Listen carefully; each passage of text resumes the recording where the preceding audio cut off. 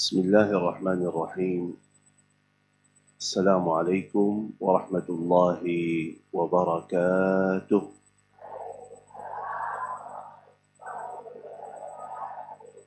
الحمد لله رب العالمين، الحمد لله حمدا كثيرا طيبا مباركا فيه كما يحب ربنا ويرضى. أشهد أن لا إله إلا الله وحده لا شريك له، وأشهد أن سيدنا ونبينا وحبيبنا وشفيعنا محمد صلى الله عليه وعلى آله وصحبه وسلم تسليما كثيرا. سبحانك لا علم لنا إلا ما علمتنا إنك أنت العليم الحكيم. رب اشرح لي صدري ويسر لي أمري واحلل عقدة من لساني يفقه قولي. Yang saya muliakan, yang saya hormati, ibu-ibu Majlis Ta'lim Al-Khansa, yang saya muliakan, yang saya hormati jemaah Masjid As-Safiyah, ibu-ibu cantik salihah, hadirat di tempat yang penuh berkah ini. Kumaha daraman, semberason, habis gak ada lagi.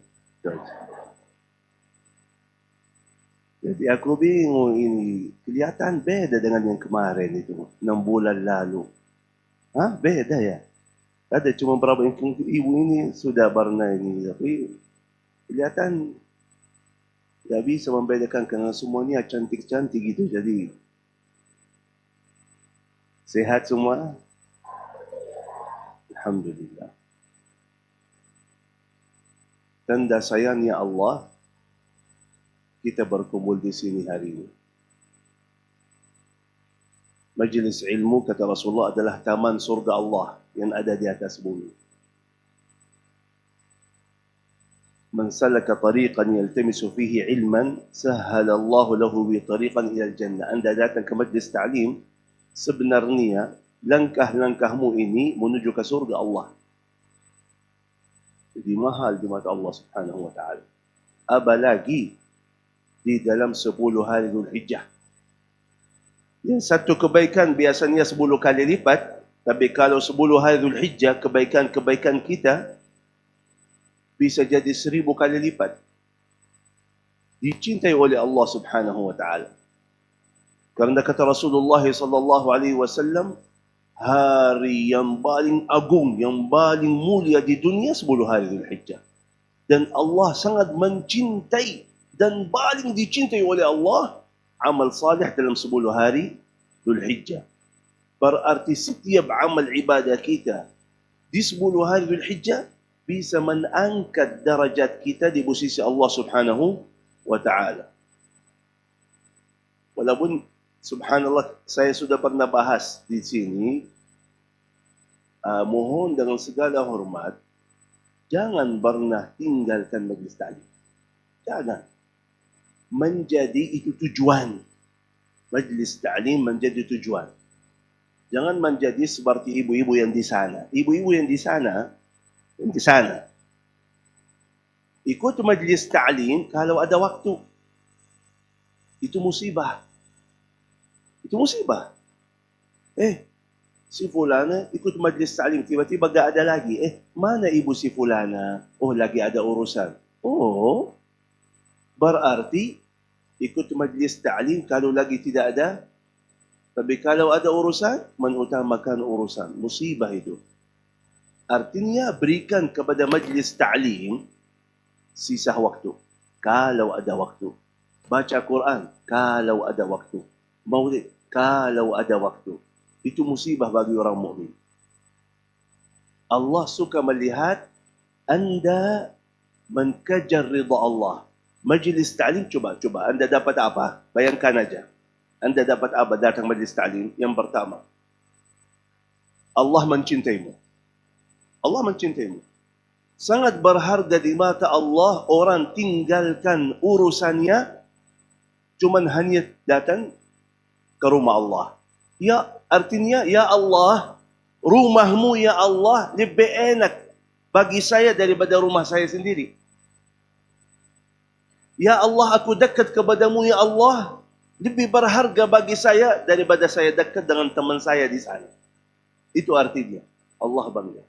Karena itu kata Rasulullah sallallahu alaihi wasallam, majlis ta'lim Allah bahagia, Allah berikan hadiah. Langsung nazalat alaihimus sakinah. Allah berikan sesuatu yang namanya sakinah dalam hati kita, buat kita tenang.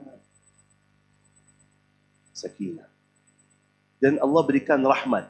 Tahu artinya, kalau anda dapat rahmat Allah, anda dapat rahmat Allah berarti dijamin dimudahkan urusan. Dijamin dilancarkan rezeki. Dijamin berkah keluarga. Dijamin berikan hidayah kepada anakmu itu. Dijamin diberikan segala hajatmu. Dijamin dikabulkan doamu. Itu rahmat Allah subhanahu wa ta'ala. Anda dapat. Artinya Allah lagi panggil untuk sini. Kebutuhanmu, hajatmu di sini. Ayo sini, saya kasih. Rugi kalau tak datang. Rugi. Anda lagi butuh uang. Aku ajak. Ayo, sini. Saya kasih 10 juta. Datang atau tidak? Oh, ada butuh. Itu. Aku ada kebutuhan di situ. Ada kebutuhan di situ. Hajat saya di situ. Begitu orang mukmin ternyata pemahamannya sama. Jangan heran kalau orang mukmin itu tahu di tanah malam dia siap dan mau tinggalkan kasur yang nikmat. Tidur yang enak, berdiri atas sejadah. Berat itu. Tapi mau. Kenapa? Dia butuh itu. Dia butuh. Allah, dia terasakan. Apa? Kata Allah subhanahu wa ta'ala. Kata Allah dalam hadis Qudsi. Kata Allah, sebelum waktu subuh 2 jam. Allah turun sambil langit pertama. Allah panggil. Wahai hamba-hambaku. Wahai hamba-hambaku. Ada yang lagi doa, aku terima doanya. Ada yang lagi istighfar, aku menampuni segala dosa-dosanya. Ada yang lagi punya hajat, aku berikan hajatnya. Wahai hamba-hambaku. Sampai azan subuh. Orang mukmin dia terasakan panggilan itu. Dia percaya kepada hadis qudsi ini yang disampaikan oleh Rasulullah kepada kita. Dia percaya masalah itu. Apalagi kalau dia punya banyak kebutuhan. Memang aku banyak salah, butuh ampunan Allah. Aku lagi banyak hajat, aku butuh dari Allah dimudahkan. Aku ingin banyak doa, aku harap diijabah dan kabul doa saya. Dia mau. Itu harus kita faham. Kita butuh kebaikan kita. Kita butuh taat kita. Karena kata Allah subhanahu wa ta'ala apa? وَمَا تَفْعَلُوا مِنْ خَيْرٍ فَلِأَنفُسِكُمْ. Segala kebaikan-kebaikanmu untukmu sendiri, kata Allah. Bukan untuk siapa-siapa. Untukmu sendiri. Karena itu jadikanlah orang pintar cerdas. Lakukan selalu yang terbaik biar anda dapat yang terbaik. Ada satu hal yang saya ingin bahas di sini. Jujur aja, setiap kali saya datang di sini, mungkin ini yang keempat kalau tak salah, selama berapa tahun, ini yang keempat atau yang kelima, selalu sama jemaah di sini. Saya anggap jemaah di sini orang pintar dan cerdas. Karena itu kita beda bahasa kita kalau kita isi di kampung. Beda bahasa kita. Karena itu mohon perhatikan sebentar.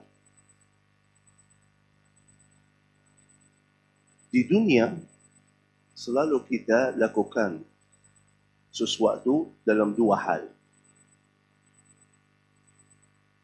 Butuh atau suka.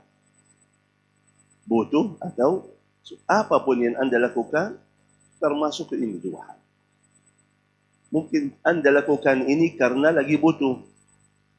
Atau karena lagi suka. Contoh. Minum air. Minum air. Lagi haus. Anda butuh minum air. Anda minum. Itu butuh. Tapi ada orang suka minum kopi. dari tempat itu. Dia mau jauh ke sana untuk kopi itu. Karena dia suka. Bukan bodoh. Kalau gak minum kopi mati. Enggak. Tapi kalau gak minum air bisa mati. Itu butuh. Tapi dia mau lakukan itu karena suka. Itu bedanya. Megang HP, kita butuh banyak urusan melalui HP. Karena itu kita faham sangat kita membutuhkan HP itu selalu megang. Kalau keluar dari rumah ketinggalan HP kita balik lagi. Karena memang banyak kebutuhan. Banyak urusan kita melalui HP ini. Banyak kemudahan yang kita dapat. Beda dengan anak kecil yang megang HP. Dia main game, suka. Beda sikapnya. Beda sikapnya. Kalau anak kecil megang HP main game karena suka, bisa 4-5 jam main HP. Betul? Suka. Suka dia. Mau, berani, banyak waktu untuk main game. Dan sedih kalau tidak lakukan. Ibunya datang, ambil HP. Oh, nangis-nangis dia. Karena dia, ibu ini bukan saya lagi. Ibu ini mengganggu kenikmatan saya. Nangis, marah. Itu bedanya kalau kita lakukan sesuatu karena kita butuh, dengan lakukan sesuatu karena kita suka. Kalau masih butuh, kita bisa sesuaikan. Kalau masalah butuh itu, bisa kita sesuaikan. Artinya gimana? Kebutuhan si fulana beda dengan kebutuhan si fulana. Kalau masih butuh, kita pakai akal. Kalau masih butuh sesuatu, kita pakai akal. Oh, ini atau ini, fikirkan dulu, nanti aja santai. Kalau lagi butuh. Artinya gimana? Orang butuh kerja, butuh uang. Dia siap kerja. Siap kerja keras. Jauh kantornya, hujan deras, panas, macet, siap. Kenapa? Karena lagi butuh. Tapi itu kebutuhan, kalau sangat tinggi kebutuhannya, dia akan kejar. Tapi kalau kebutuhannya sedikit, gimana? Santai. Kalau udah dapat, dia bisa berhenti. Orang jualan, orang jualan, oh dia butuh uang 1 juta. Udah dapat 1 juta. Udah malas lagi, udah istirahat aja. Karena sudah dapat kebutuhannya. Udah. Beda dengan orang yang lakukan sesuatu karena suka dan cinta. Kalau sudah suka dan cinta, akan lakukan yang tidak masuk akal lagi. Akan lakukan yang tidak masuk akal lagi. Contoh. Kita lihat orang mau, kemarin ada yang undang. Mudah-mudahan tidak lihat videonya dia. Ada yang undang. Dia bilang, Syekh, aku silaturahmi kepada beliau. Oh, Syekh, di sana ada restoran buatkan sup kambing. Mantap!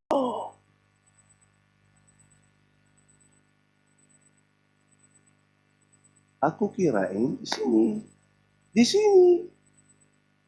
Ternyata jauh. Aku walaupun suka tapi tidak pernah saya mau buang waktu untuk sesuatu yang seperti ini. Ternyata jauh. Macet jalannya. Karena suka, gak apa-apa baginya. Waktu, tenaga, mahal, gak apa-apa. Dan begitu datang sup kambing, Coba Syekh. Coba.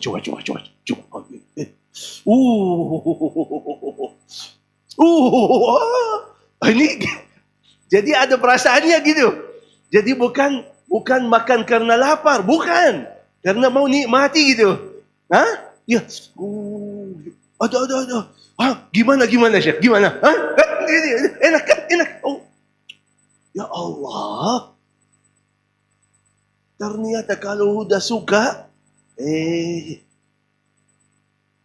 saya lihat ada video-video, orang Afrika hitam. Benar. Bukan, tapi bayangkan aja gambarannya. Orangnya hitam, dapat perempuan putih. Cantik. Matanya biru. Rambutnya coklat. Kok bisa ya? Kopi susu jadi. Jadi kadang-kadang, jujur aja manusia, sifat manusia apa? Suka lihat sesuatu yang indah. Bayangkan aja, bangun tidur, lihat yang hitam. Oh, bismillah. Tapi ternyata kalau sudah suka, jadi enak.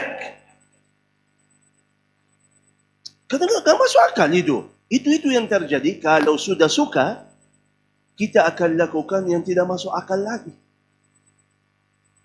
Kita lihat ada suami mencintai istrinya, saking mencintai istrinya, berani dan mau korbankan segala-galanya untuk istrinya.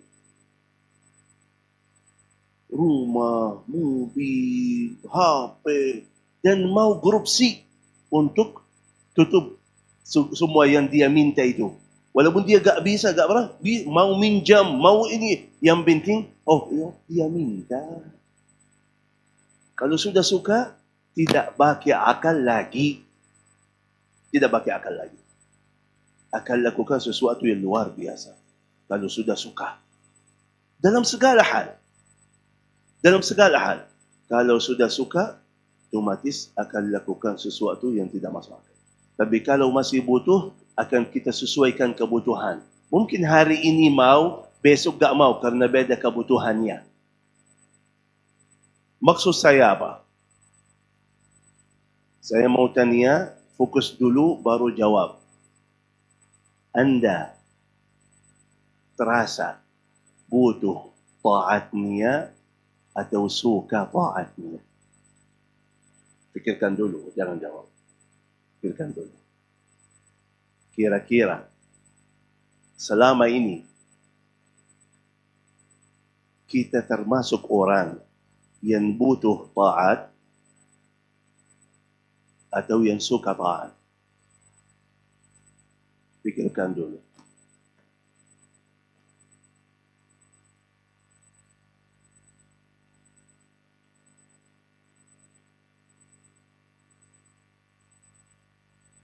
Udah jelas gambarannya gimana? Beda dari yang butuh dengan yang suka? Anda selama ini termasuk orang yang butuh taat atau yang suka taat? Suka? Yang suka angkat tangannya.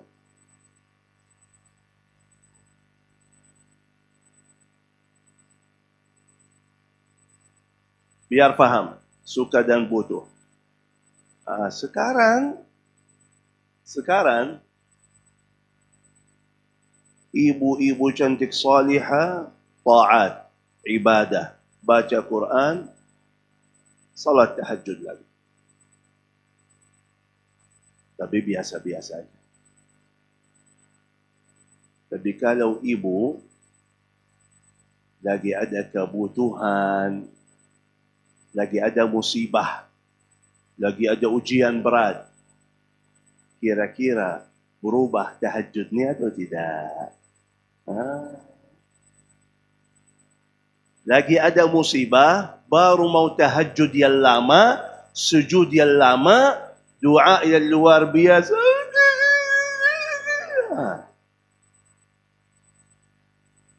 Besok udah selesai kebutuhannya. Udah dimudahkan oleh Allah.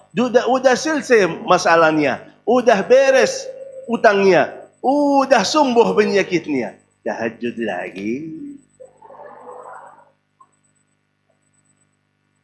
Jadi, walaupun tahajud biasa-biasa aja gitu.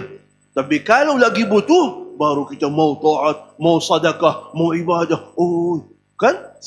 Misal kita infak sedekah. Oh, Syekh, anak saya dapat jodoh. Dia terasa ada kebutuhan. Di situ salah kita. Di situ salah. Allah tidak suka sebab ini. Allah tidak suka Anda hanya dekat kepada Allah karena butuh. Allah tidak suka. Orang miskin banyak kebutuhan. Datang orang kaya. Oh, miskin. Sini. Aku kasih uang. Aku kasih rumah. Aku kasih motor.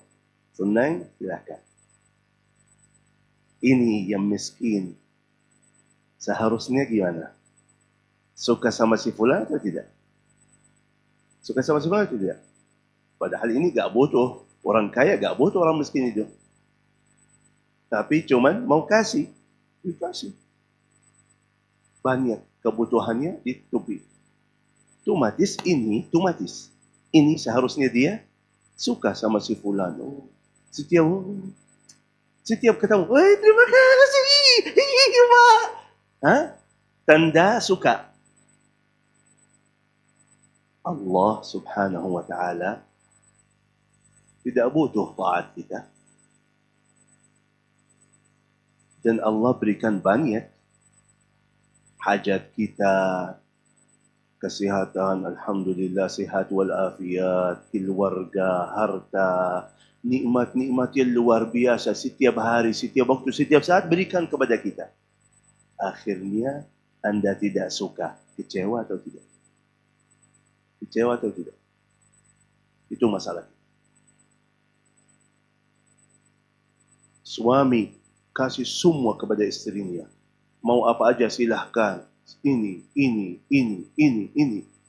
Tapi ternyata istrinya suka sama si fulan. Kecewa atau tidak? Itu yang terjadi. Di dalam Al-Quran Allah sudah bahas. Di dalam Al-Quran Allah bahas apa? Qul in kana aba'ukum wa abna'ukum wa ikhwanukum wa azwajukum wa ashiratukum wa amwalun iqtaraftumuha wa tijaratun takhshawna kasadaha wa masakin tardawnaha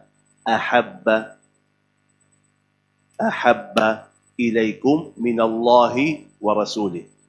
Jika, kata Allah, Anda mencintai hartamu, keluargamu, anakmu, suamimu, urusanmu, hartamu, usahamu itu, Anda mencintai itu lebih daripada Allah dan Rasulnya akan dimurka. Kalau kita sekarang lihat bagaimana hidupan kita, apakah kita mengutamakan, bukan masalah cinta aja, tapi di sini mengutamakan siapa? Dalam hati kita, dalam fikiran kita, apakah Allah dan Rasulnya atau contoh, lagi sibuk, banyak urusan. Tiba-tiba, Allahu Akbar. Dipanggil oleh Allah. Sini wahai hambaku, aku mau berikan hadiah, aku mau berikan rahmat, aku mengampuni dosamu, aku berikan hajatmu. Banyak manusia, jawabannya apa? Sebentar. Masak lebih besar ini, masakan lebih besar nanti. Jemput anak lebih besar nanti. Saya lagi ini, usaha saya, jualan saya lebih besar nanti Allah. Jadi kita mau dan berani mengutamakan selain Allah. Suami saya, harta saya, anak saya lebih besar. Kira-kira kecewa atau tidak? Jangan heran banyak masalah dalam hidupan kita. Jangan heran. Jangan heran kadang-kadang lancar, kadang-kadang tidak. Jangan heran kadang-kadang sihat, kadang-kadang sakit. Malah karena Allah maha baik, masih berikan banyak juga. Karena Allah tahu manusia bodoh belum faham kemaslahatan dirinya sendiri. Allah masih sayang. Karena itu, siapa yang tidak bisa masuk surga? Siapa? Yang sombong. Dia tahu itu yang benar tapi tidak mau ikut. Itu namanya sombong. Kata Rasulullah, sombong itu menolak hak, menolak yang benar. Itu tidak masuk surga. Kenapa? Karena dia udah tahu. Syaitan udah tahu. Itu Allah udah tahu. Itu benar. Tapi tidak mau ikut. Tapi karena kita bukan sombong. Tapi belum tahu. Belum terlalu faham masalah ini. Karena itu masya Allah. Kasihan. Kasihan. Belum tahu dia. Belum faham. Kasihan. Karena itu masih dimaafkan. Masih diberikan banyak nikmat-nikmat. Tapi mohon maaf, sampai kapan tidak tahu. Sampai kapan tidak faham. Itu yang tidak boleh. Itu yang tidak boleh.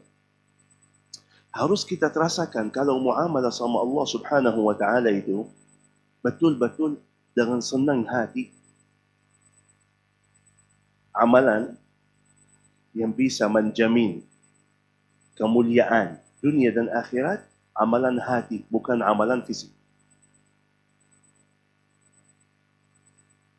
Rasulullah sallallahu alaihi wasallam datang sahabat curhat. Bayangkan masalah cinta itu yang kita meremehkan. Sahabat datang curhat. Ya Rasulullah, mereka lagi ada masalah. Ya Rasulullah, gimana nanti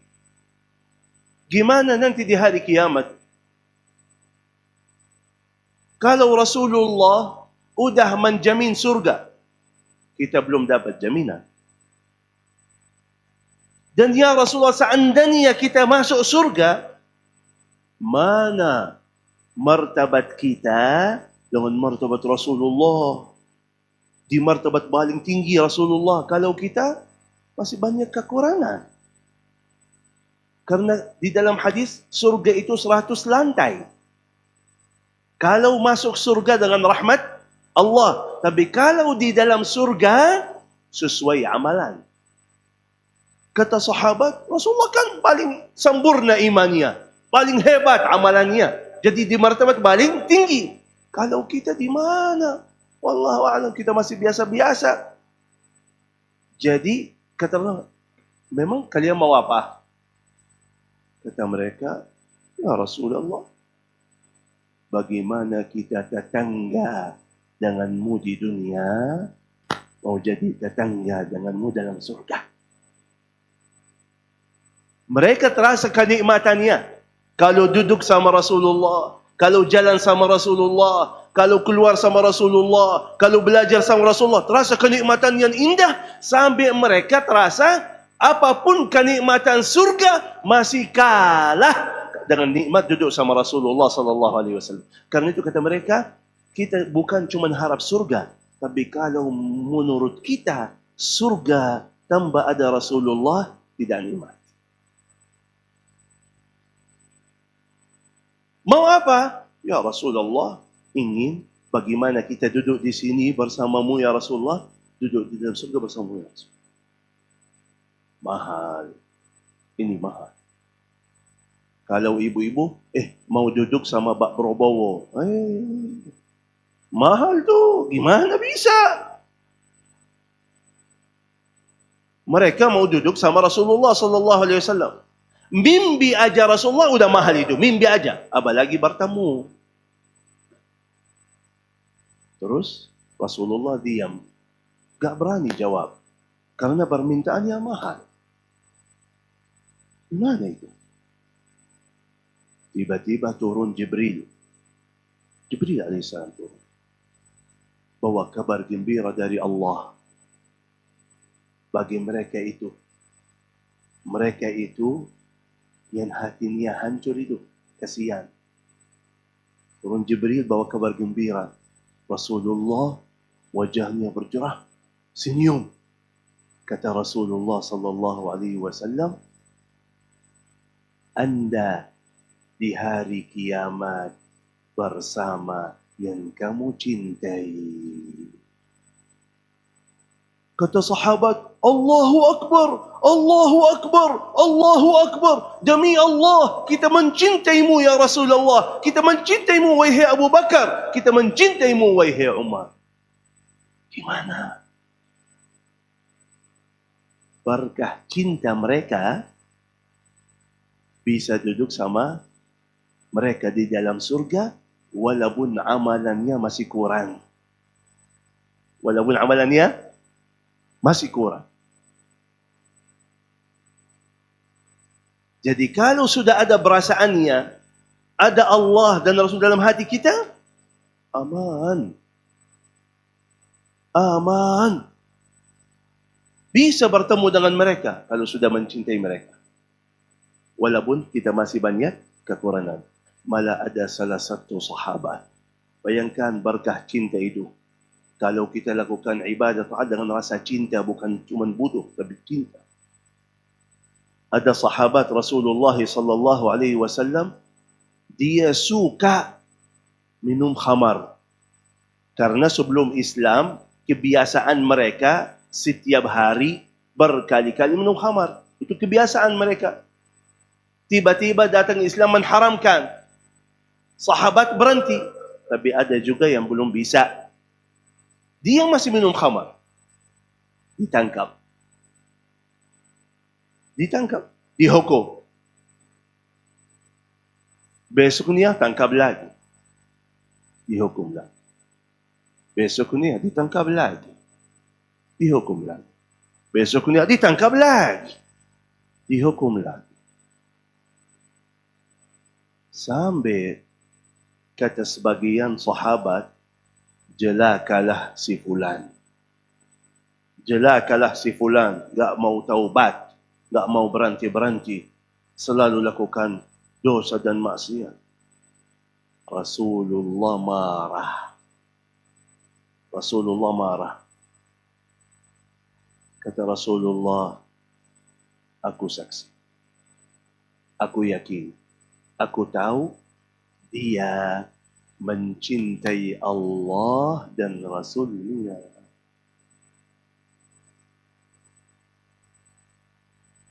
Salah, dosa, maksiat. Tapi berkah dia mencintai Allah dan Rasulnya, diampuni salahnya. Diampuni dosanya. Berkah cinta, ada sahabat jadi imam di kampungnya. Setiap jadi imam, salat, baca Al-Fatihah, baca satu surah, habis itu tutup dengan baca Qul huwallahu ahad. Setiap rakaat. Qul huwallahu ahad lagi. Qul huwallahu ahad lagi. Qul huwallahu ahad lagi. Kata jamaahnya, kalau mau baca Qul huwallahu ahad silakan. Tapi seandainya enggak mau baca satu surah, enggak usah dua-duanya. Jadi baca Al-Fatihah, baca Qul huwallahu ahad enggak apa-apa. Tapi bukan Al-Fatihah satu surah, tutup Qul huwallahu ahad lagi, Qul huwallahu ahad lagi, Qul huwallahu ahad lagi. Kata beliau, kalau mau saya jadi imam, saya akan baca Qul hu terus. Tetap setiap rakaat wajib bagi saya Qul huwallahu ahad. Kalau enggak mau, saya mundur. Mereka lapor kepada Rasulullah sallallahu alaihi wasallam, "Ya Rasulullah, imam kita ini baca Al-Fatihah, baca satu surah, tutup Qul huwallahu ahad. Setiap rakaat, tutup Qul huwallahu ahad lagi, Qul huwallahu ahad lagi. Kita tawarkan begini, kata beliau, kalau gak mau saya mundur aja. Dipanggil oleh Al-Qasim. Betul kata mereka itu? Ya Rasulullah, betul. Kenapa anda lakukan ini? Kata beliau, ya Rasulullah, qul huwallahu ahad. Ada sifat-sifat Allah. Qul huwallahu ahad. Allahus samad. Lam yalid walam yulad. Walam yakul lahu kufuwan ahad. Aku suka ya Rasulullah. Aku suka. Kata Rasulullah sallallahu alaihi wasallam, Allah mencintaimu. Bagaimana anda mencintai qul huwallahu ahad? Oh, gimana? Allah mencintaimu. Gara-gara? Ya, bukan gara-gara qul huwallahu ahad. Karena dia baca dengan suka dan cinta. Perasaannya. Bukan karena cuman qul huwallahu ahad, tapi karena dia baca dengan perasaannya, aku suka, aku cinta. Karena ada sifat Allah. Allah mencintai dia. Itu yang terjadi. Kalau sudah anda lakukan ibadah taat dengan rasa cinta kepada Allah, akan Allah mencintaimu. Tahu apa yang terjadi kalau Allah mencintaimu?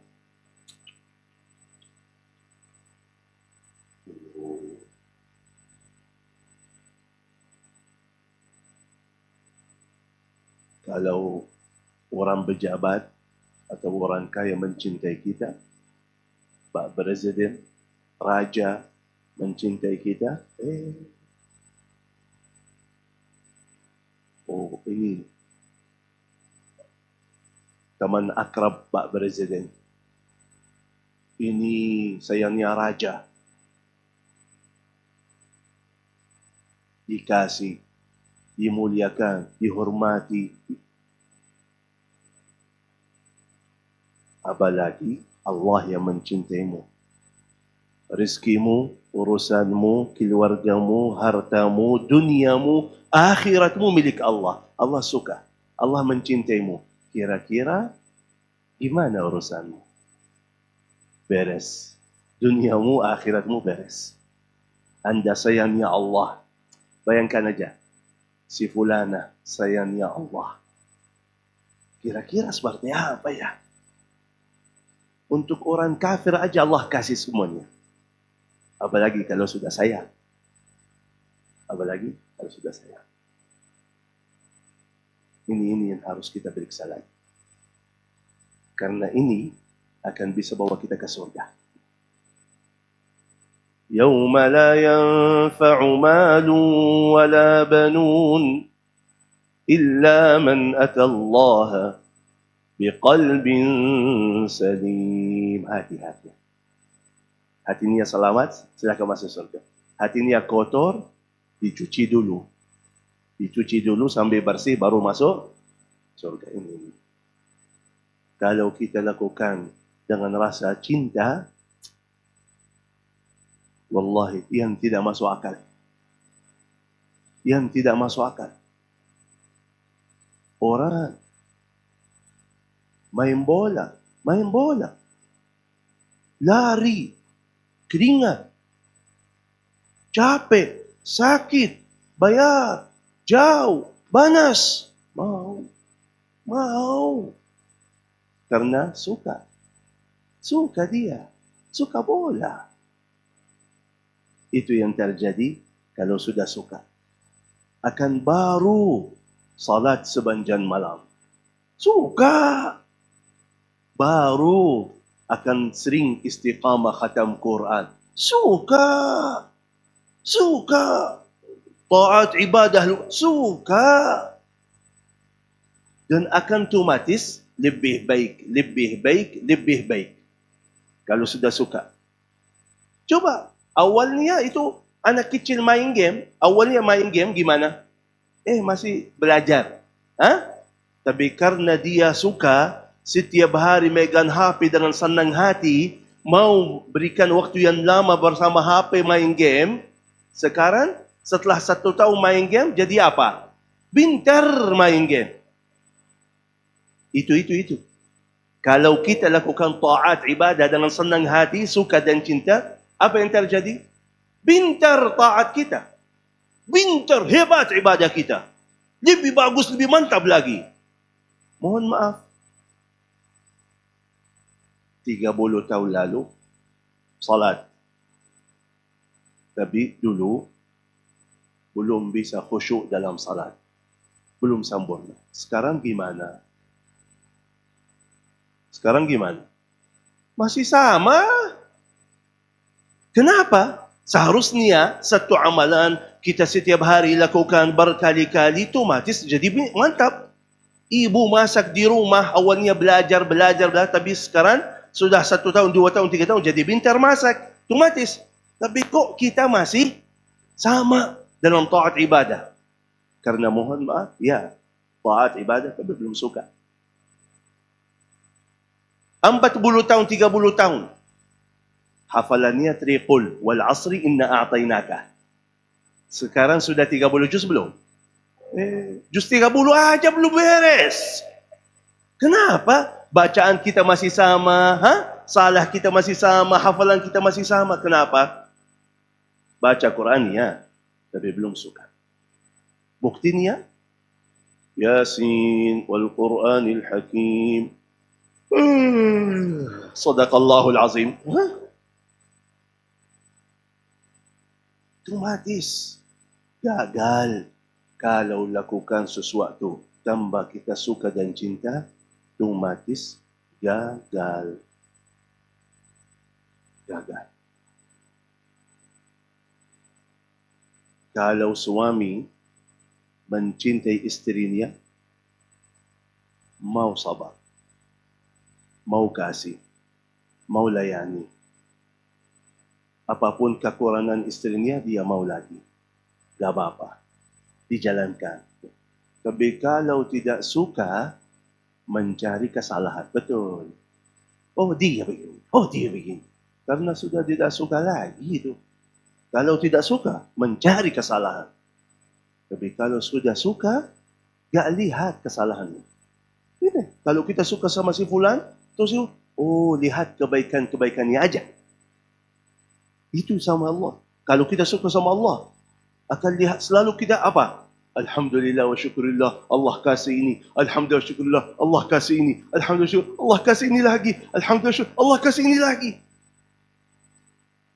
Tapi kalau belum suka, kenapa ya Allah saya? Kenapa ya Allah ini ujian bagi saya?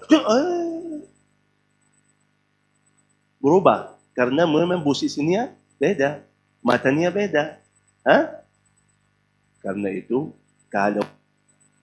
kalau Anda ingin bahagia betul, lancar, sukses, duniamu, akhiratmu beres, ini amalan hati bukan amalan fisik. Amalan hati bukan amalan fisik. Karena itu kita lihat, kalau orang yang taubat, dia baca istighfar, 1 kali nangis. Karena ada sesuatu di sini dalam hatinya, ada sesuatu yang buatkan dia, ya Allah, ternyata saya lakukan ini. Ya Allah, ternyata saya jauh dari Allah. Nangis dia. Tapi kalau kita baca istighfar, gampang sekali. Mau 1000 kali saya baca, astagfirullah, astagfirullah, astagfirullah, astagfirullah. Gak ada perasaannya. Gak ada perasaannya. Tapi mereka 1 kali bisa nangis. Itu masalahnya ini. Boleh pakai untuk keluargamu, untuk anakmu, untuk suamimu, boleh.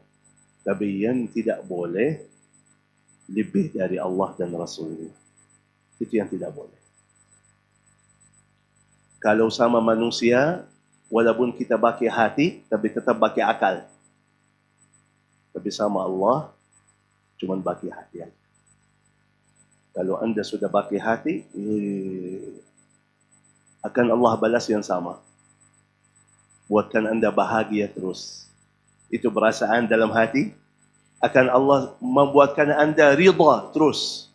Selalu ridha. Apapun kondisi ridha. Alhamdulillah ini. Masalah ridha di sini. Banyak orang punya banyak nikmat, tak rida. Ini lihat yang belum, ini kurang, ini belum. Itu rida, perasaan itu milik Allah, akan diberikan. Selalu anda, Alhamdulillah. Alhamdulillah. Buatkan anda bahagia. Bahagia itu mahal. Bahagia itu tak bisa beli dari Indomaret. Tak bisa.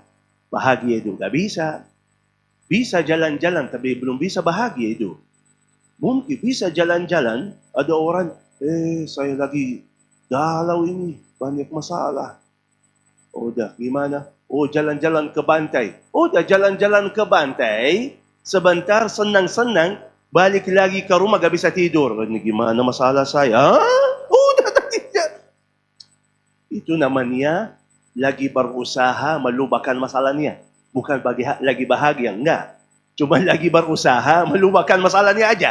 Kan orang-orang yang lagi banyak musibah, kita lihat apa? Dia minum khamar kan? Untuk apa minum khamar? Biar lupa. Nah, bukan biar bahagia. Bukan, nggak bisa jadi bahagia. Tapi itu perasaan bahagia itu, kalau anda dekat kepada Allah.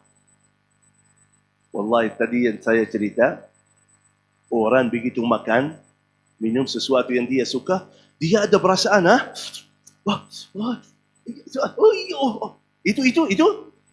Wallahi, aku lihat ada orang cerita ini dengan taatnya.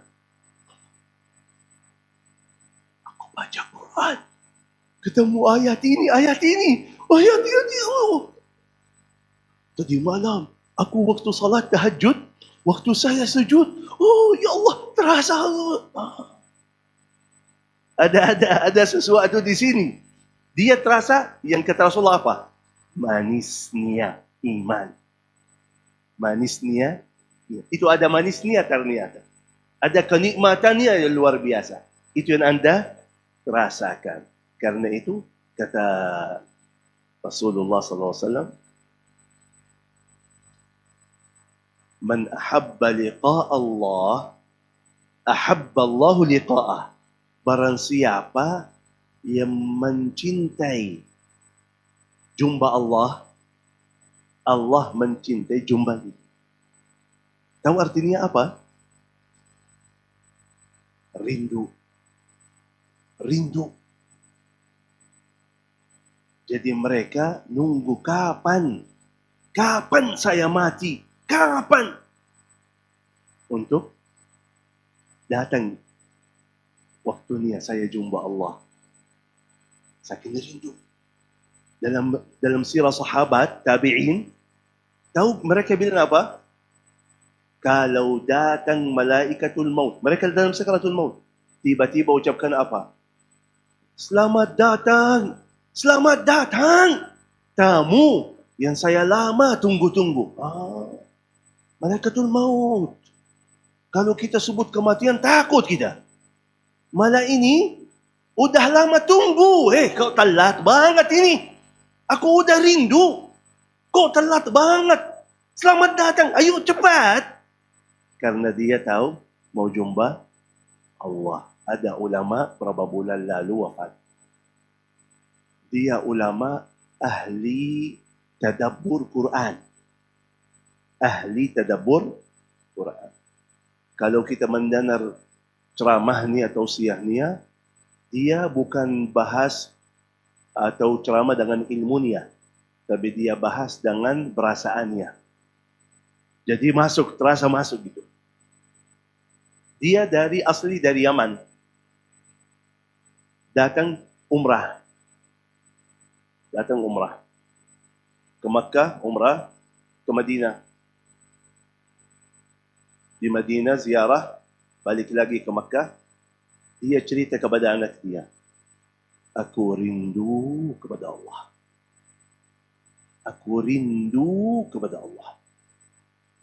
Tahu? Dia bisa tahan lagi perasaannya. Sampai dia mau cerita. Mau curhat. Aku rindu kepada Allah. Subuhnya meninggal dunia. Di Makkah. Salat jenazah di Masjidil Haram. Jutaan orang salat. Dari Yaman datang. Jauh-jauh. Makkah, Madinah. Balik lagi ke Makkah. Salat subuh.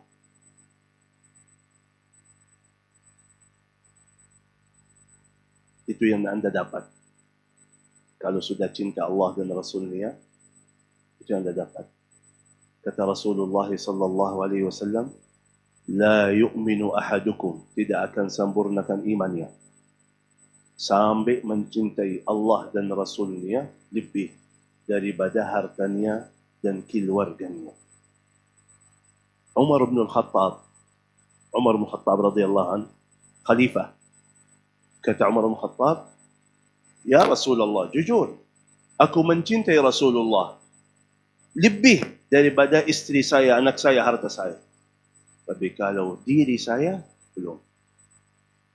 Saya dulu baru Rasul. Kalau untuk masalah diri saya dulu.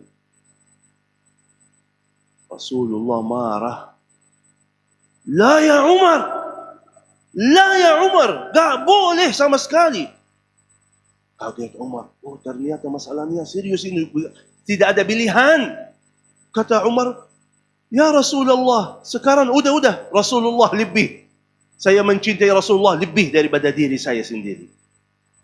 Tak boleh main-main dengan masalah itu. Bukan karena Allah dan Rasulnya membutuh itu. Enggak. Untukmu sendiri. Untukmu sendiri. Biar anda bisa bahagia. Biar anda bisa sukses, harus ada perasaan ini.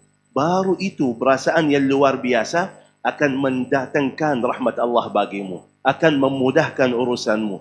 Kalau sudah Allah mencintaimu, beres duniamu dan akhiratmu. Terakhir, memang banyak masalah dalam hati kita. Banyak penyakit hati. Kadang-kadang jujur aja, kita hasut. Lihat sesuatu, oh kita mau ini. Kenapa si fulana punya ini? Ada sifat manusia. Ada rasa dengki, ada rasa hasut. Atau kita suka misal kehilangan HP. Kita sedih. Dicuri HP kita di jalan, lagi main HP, datang dicuri, kita sedih, kehilangan dunia. Ada penyakit hati itu namanya. Terus, bagaimana bisa mengobati? Bagaimana kita bisa mensucikan hati kita, biar betul-betul Allah dan Rasulnya duluan. Ada 3. Tolong fokus. Usahakan mengamalkan masalah ini. Yang pertama, sebelum tidur, selalu tidur dalam keadaan berwudu. Sebelum tidur baca La ilaha illallah, la ilaha illallah, la ilaha illallah. Jangan sibuk hitung, jangan. 2 menit, 3 menit, bulan depan 5 menit, bulan berikutnya 10 menit. Kenapa? Kalau kata Rasulullah sallallahu alaihi wasallam, iman kita itu bisa menjadi iman yang lama atau yang bisa. Gara-gara apa? Gara-gara dunia, urusan dunia, fikiran dunia mengganggu iman kita. Kata seperti baju, kalau sering kita pakai jadi apa bahasa Indonesianya? Kurang kuat, kurang bagus, kurang baru gitu. Begitu kata Rasul iman kita. Karena itu berbaharui iman kalian dengan kata la ilaha illallah. Ini arahan dari Rasulullah. Biar iman kita selalu mantap, biar hati kita selalu sempurna, sebelum tidur, sepanjang hari kita banyak salah, banyak dosa, lihat sesuatu yang tidak baik, mendengar sesuatu yang tidak baik, mengucapkan sesuatu yang tidak baik. La ilaha illallah itu mensucikan semuanya. Mensucikan.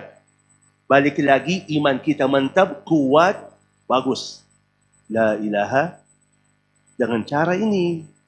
Dengan cara ini. La ilaha illallah. Sebelum tidur. Udah dalam kasur. La ilaha illallah, la ilaha illallah, la ilaha illallah. Tidur. Yang kedua, surah Yasin. Surah Yasin dalam riwayahnya jantungnya Al-Quran. Qalbul Qur'ani Yasin. jantungnya Quran. Kita baca Yasin, ya Allah ini jantungnya Al-Quran, ya Allah sucikan hati saya.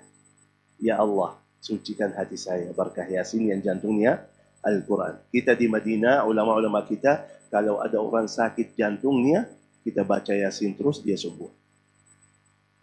Jadi ini amalannya. Kalau ada orang kita kenal, dia sakit jantung, ada masalah di jantungnya, baca Yasin terus, akan sembuh. Ya, segala penyakit jantung itu, zahir atau batin, ruh atau jasad, Yasin disembuhkan masalah jantung itu. Belum bisa Yasin, malas. Yang di sana bukan yang di sini. Malas. Paling tidak, Yasin wal Qur'anil Hakim innaka laminal mursalin ala siratim mustaqim tanzilal azizir rahim. Kalau belum bisa semuanya, paling tidak 5 ayat pertama. Kalau terasa berat setiap hari, paling tidak 5 ayat pertama. Yang ketiga, ala bi dzikrillahi tatma'innul qulub. Berbanyak zikir kepada Allah, itu membuatkan hati kita tenang. Zikir setiap waktu, setiap saat. Zikir yang mana aja silahkan. Subhanallah walhamdulillah wa la ilaha illallah wallahu akbar. Subhanallah wa bihamdih subhanallahil azim. La ilaha illallah wahdahu la syarika lah. Lahul mulku wa lahul hamdu yuhyi wa yumiitu wa huwa ala kulli syai'in qadir. Salawat kepada Rasulullah sallallahu alaihi wasallam. Itu amalan-amalannya. Zikir kepada Allah sebanyak-banyaknya. Wahai orang-orang yang beriman, zikirlah kepada Allah sebanyak-banyaknya setiap waktu, setiap saat. Ala bizikrillah, bisa jiwa kita tenang sekali. Terakhir ada tambahan satu. Sekarang kita lakukan amalan ini untuk mensucikan dan menkuatkan dan membersihkan hati kita. Tapi jangan sampai ada kotoran lagi. Jadi terasa belum sempurna. Jadi ada yang ada yang cuci di sini, tapi ada yang tumbah kotoran di sini. Tak selesai itu. Berarti gimana? Menjaga dari salah dosa itu, khususan masalah dosa-dosa yang hati itu, yang hasud atau sombong itu, yang hatinya itu harus jaga. Kalau belum bisa menjadi ibu yang salihah, masih berat, masih susah taat, masih susah ibadah, masih susah baca Quran, paling tidak duduk sama orang salihah. Diajak kebaikan. Dia baca Quran, baca sama-sama. Dia baca zikir, baca sama-sama. Ta'lim sama-sama. Tapi mohon maaf, kalau masih berat taat, masih berat ibadah, belum bisa menjaga dari dosa maksiat, duduk sama si fulanah yang terkenal, gosipnya mantap. Hasilnya gimana? Otomatis ikut gosip. Hancur. Kalau belum bisa menjadi salihah, duduk sama orang salihah. Biar kita bisa jadi lebih baik. Ibu-ibu yang dimuliakan Allah subhanahu wa ta'ala. Hati-hati dengan urusan hati. Jaga dengan baik, akan Anda yang selamat dunia dan akhirat. Ibu-ibu yang dimuliakan Allah subhanahu wa ta'ala, mungkin kalau kalian santai, saya hari ini santai. Kalau kalian santai, ada maksud saya gak keburu pulang, kita buka kesempatan sisi tanya jawab. Tapi kalau kalian lagi sibuk mau pulang, kita wabillahi taufiq wal hidayah. Gimana? Santai? Baik, kita berikan tiga pertanyaan. Ya, kita jawab baru insyaAllah. Majlis ilmu, doanya mustajab. Kita akan nanti habis pertanyaan itu tutup dengan doa. Ya, dan khususan kita akan baca doa hajat. Ya, khususan doa hajat. Karena itu harap yang punya hajat nanti jangan lupa sebutkan hajatnya masing-masing dalam hatinya. Baik, kita berikan kesempatan dulu 3 pertanyaan. InsyaAllah habis itu tutup dengan doa. Baik, langsung kita mencari 3 penanya yang bertanya kepada Syekh. Ibu 1, 2, 1 lagi Syekh, yang mana Syekh? 4, 3 dan 4 yang di belakang sana ya. Silakan Bunda.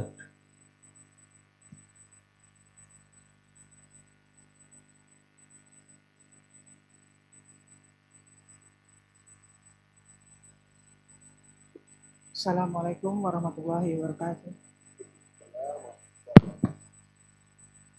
Terima kasih atas kesempatan yang diberikan untuk saya.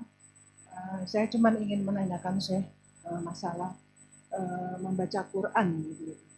Jujur saya mungkin kalau dibilang hatam saya belum seperti orang-orang gitu ya. Tapi saya jujur saya lebih suka membaca Quran itu tetap membaca, tapi saya ingin menyimak apa sih artinya gitu. Saya lebih karena kita orang Indonesia ya Pak, mungkin kalau Al-Quran diturunkan di Indonesia kita lebih paham seperti membaca novel.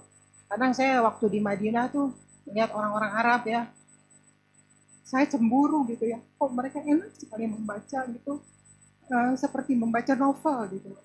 Kayaknya enak sekali membaca Quran sambil mengerti apa isi Quran. Sedangkan kita orang Indonesia, walaupun kita mungkin hatam entah berapa kali, tapi kita nggak paham apa sih yang kita baca gitu.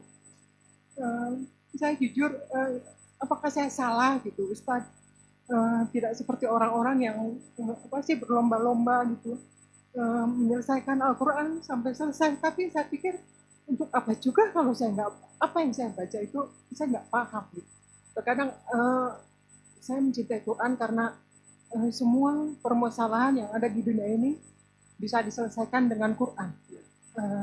Kadang-kadang saya membaca, oh ternyata Allah tuh menyuruh kita seperti ini gitu. Jadi tetap saya baca Quran, tapi saya selalu, oh ini misalnya katakanlah 10 ayat gitu, saya membaca, oh ini maksud Tuhan itu seperti ini. Cuman kalau saya udah mentok, ini maksudnya apa ya? Kan terkadang ada juga yang rancu gitu. Yeah.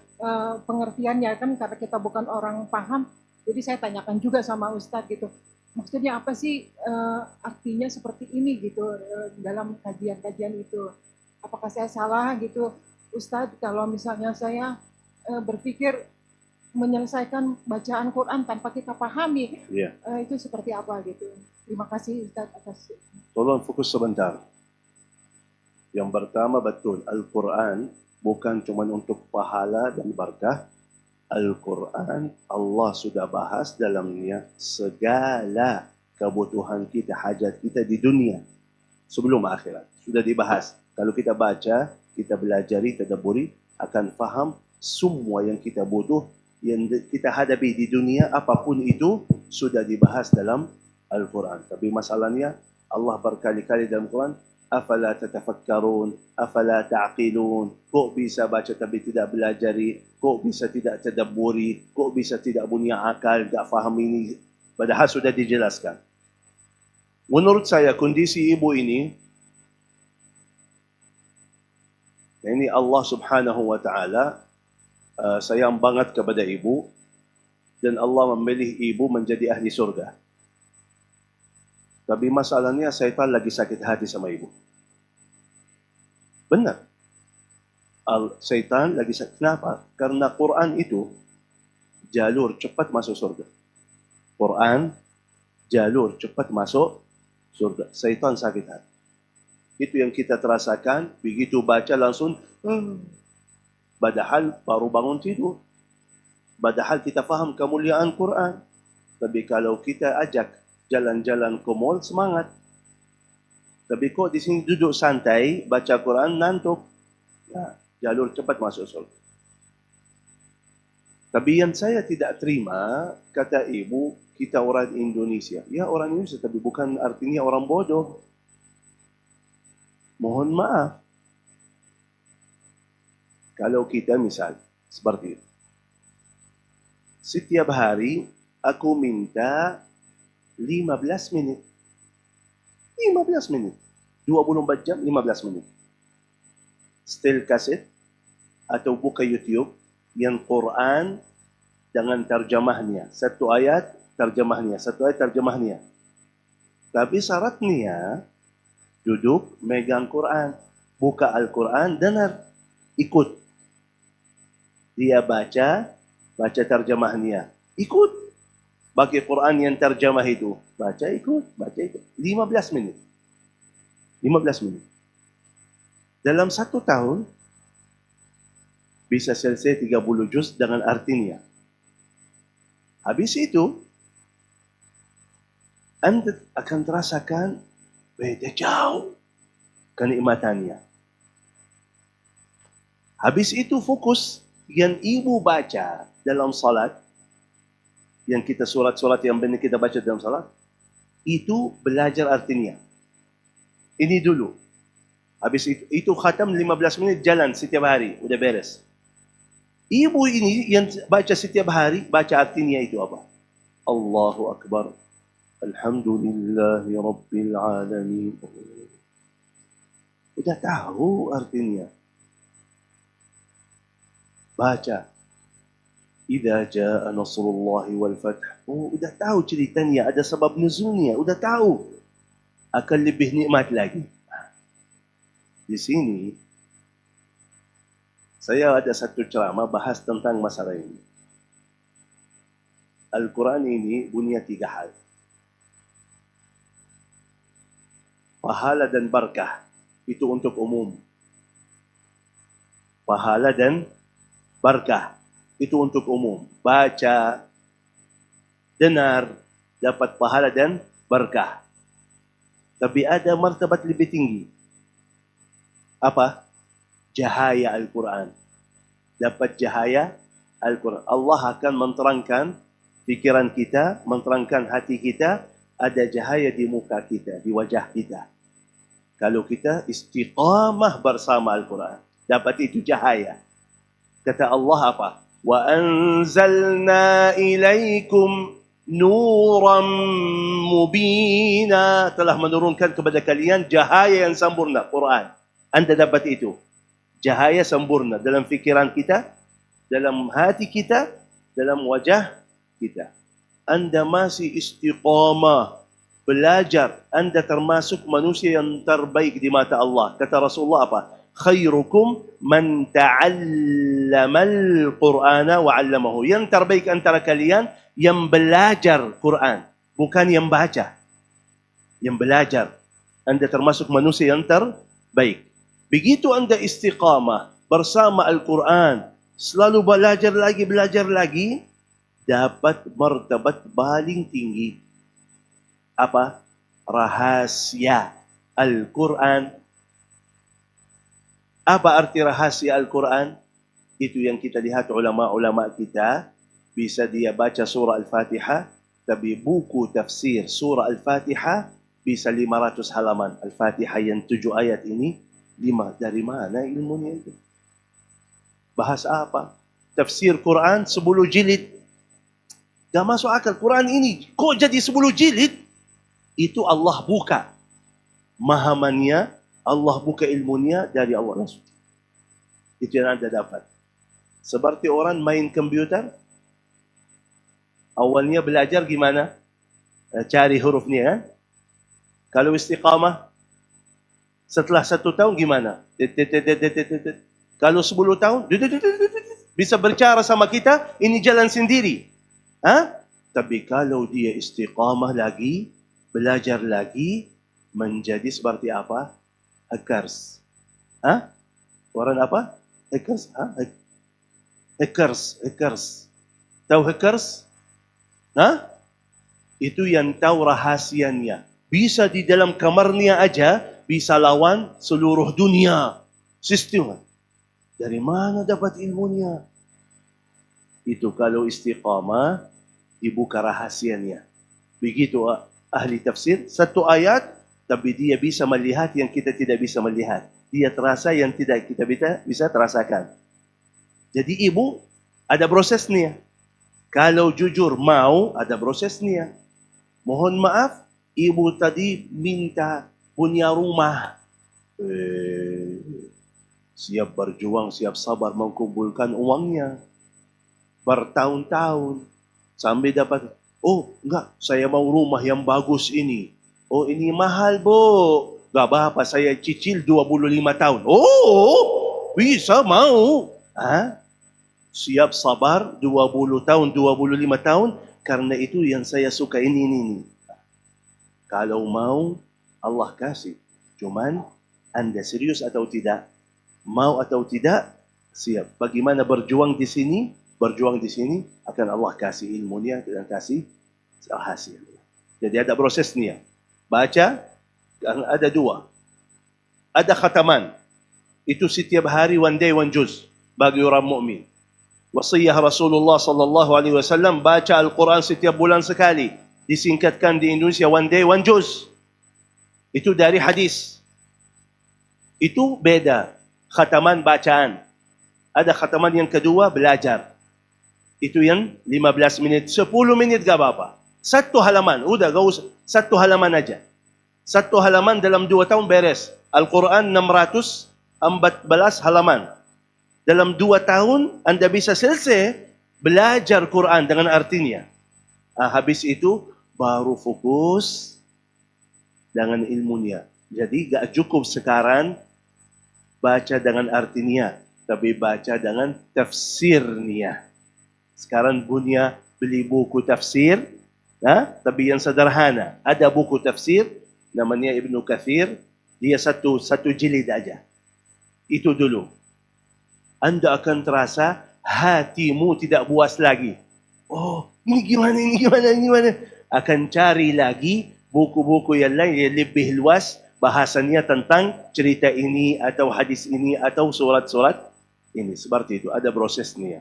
Akhirnya bisa dapat. Akan Anda bisa menikmati Al-Quran. Wallahu a'lam. Silakan. Jelas, Bu? Assalamualaikum warahmatullahi wabarakatuh. Waalaikumsalam warahmatullahi wabarakatuh. Ini ada titipan pertanyaan dari sahabat saya. Sahabat saya sedang belajar sin. Dan sahabat saya itu tahsin.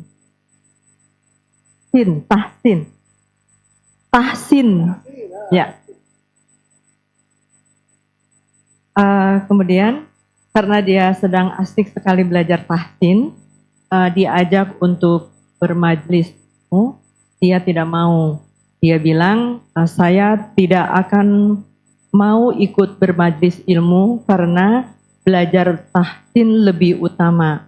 Pertanyaannya, itu bagaimana Syekh? Tolong dijabarkan. Terima kasih. Wassalamualaikum warahmatullahi wabarakatuh. Waalaikumsalam warahmatullahi wabarakatuh. Jadi Masya Allah, itu yang saya bilang. Ibu-ibu di sini pintar dan cerdas. Pertanyaannya juga, Masya Allah, agak dalam-dalam sekali. Intinya, kondisi ibu seperti itu. Dia tidak mau ikut majlis ta'lim, alasan dia fokus tahsin. Mantap, bagus. Salat tarawih. Kita ikut salat berjamaah di masjid kan, tarawih. Tapi banyak ulama tidak ikut tarawih di masjid. Kenapa? Karena tarawih mereka 4 jam. Tarawih mereka 4 jam. Tarawih mereka 1 rakaat 5 juz. Dia gak mau ikut ini, gak mau. Ini main-main kata mereka. Kalau seandainya ini kaidah dalam segala taat. Ibu terasa dan yakin aku di sana lebih semangat, lebih banyak, lebih bagus ibadah taat. Silakan.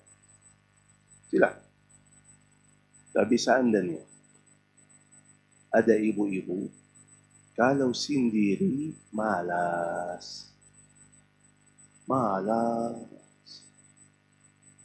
Tak kuat. Kalau baca Quran di rumah, tak kuat. Tapi kalau ikut yasinan, semangat ikut yasinan. Jadi, ibu itu, kalau dia tahsin, bagus. Tapi harus paham juga, harus kita membandingkan selalu. Jadi, makan nasi atau makan ayam? Dua-duanya. Kan? Dua-duanya. Tahsin bisa tunda. Nanti. Ta'lim sekarang, saya ikut ta'lim, habis itu tahsin. Udah beres. Kenapa buatkan masalah? Kenapa menjadi satu hal? Enggak. Sekarang, ta'lim itu dalam 1 minggu sekali misalnya.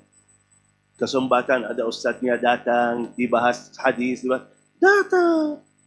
Belajar lagi. Sekarang misal, ibu dapat ilmu sekarang. Sekarang ibu pulang ke rumah, setiap hari fikirkan, oh gimana hati saya, gimana zikir saya. Ha?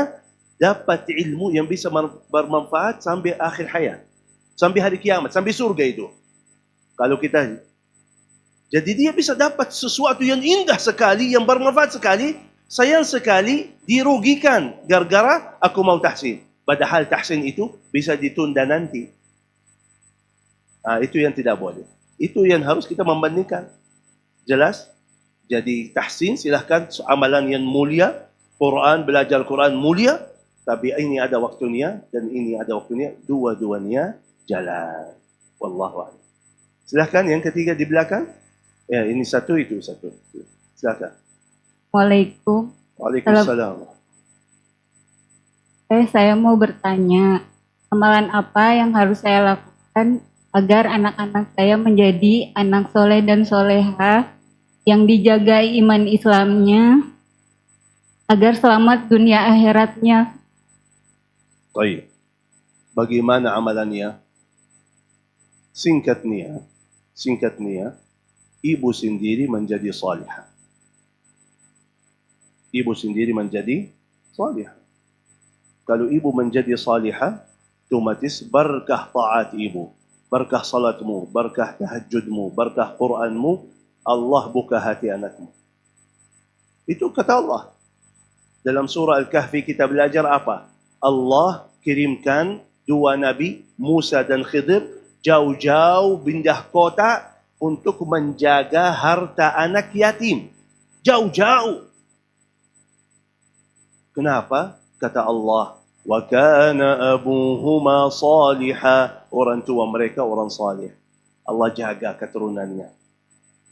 Ibu jadi salihah. Selalu kita bilang karena kita lagi berjuang dalam bidang Quran, saya bilang, bu, gak boleh minta anaknya hafal 30 juz, padahal ibu sendiri juz 30 belum beres.